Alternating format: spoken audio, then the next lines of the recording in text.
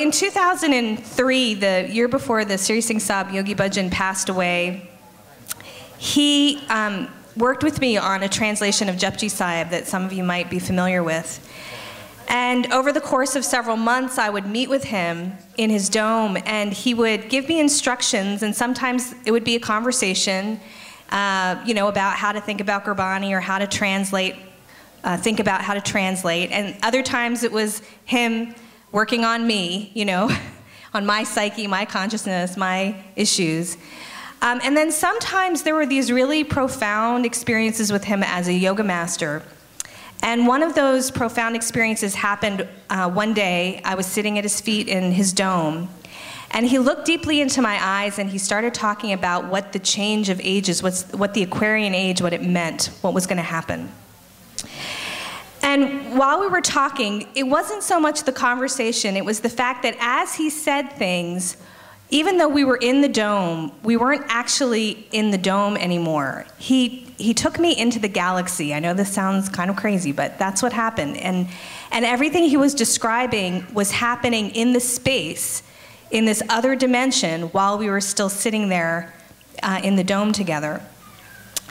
And what he said to me is, he said, the sun and the center of the galaxy are going to align. And when he said that, I felt the center of the galaxy right here, and I felt the sun right here, like we were in some kind of subtle body, like, you know, subtle body planetarium. And he said, and when the sun and the center of the galaxy align, they're going to communicate with each other. And then in this space, I felt these two heavenly bodies send out a beam that met in the middle with some kind of communication going on between them.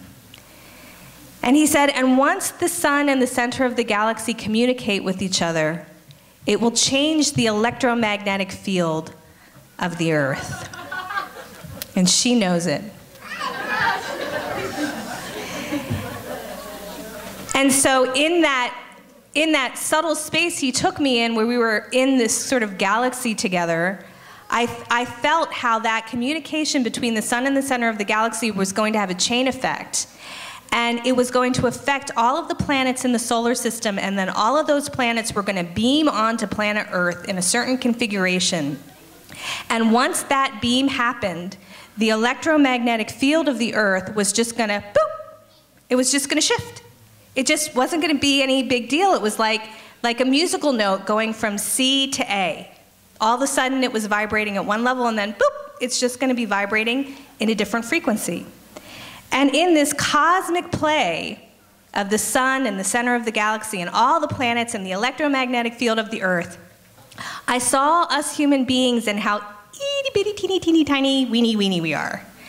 And when the electromagnetic field of the Earth shifts, either our individual electromagnetic field will be able to boop, shift with it, or it won't. And for the people who can't make that shift, it's going to make them feel crazy, and that's what he said, that they're going to fall apart.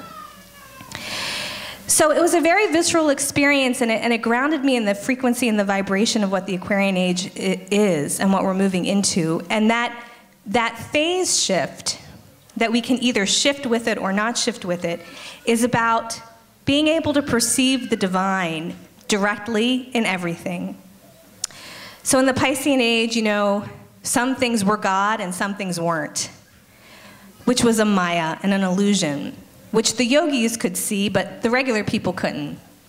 But in the Aquarian age, understanding that the divine is in everything, the divine does everything, the divine takes lots of different forms, there's lots of different plays, that experience is going to be much more accessible to the average person. And that's where the transition comes. That's where the, wow, this is different than anything we've ever known before comes in. So the Sri Singh Sahib gave, for the Aquarian age, the 24th Pori of Japji Sahib as the national anthem. How many of you all know that? Okay. So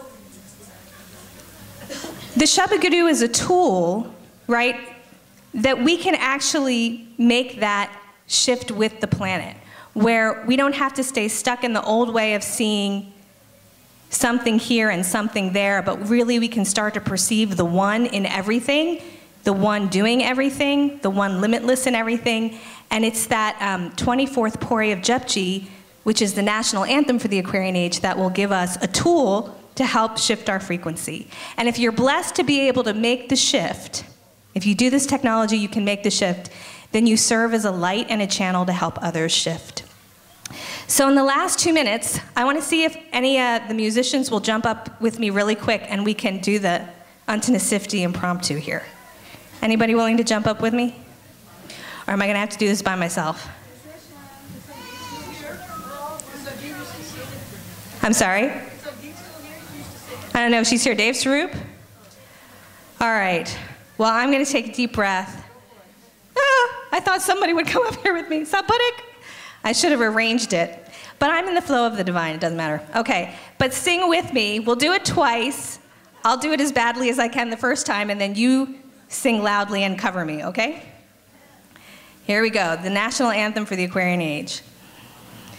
Antanasifti kanana ant, antanakarna danana ant, antanave kansunana ant, antanajapak yamanamant, antanajapak kita akad, antanajapak padavad, antakadan kete balai, take antanapai jai.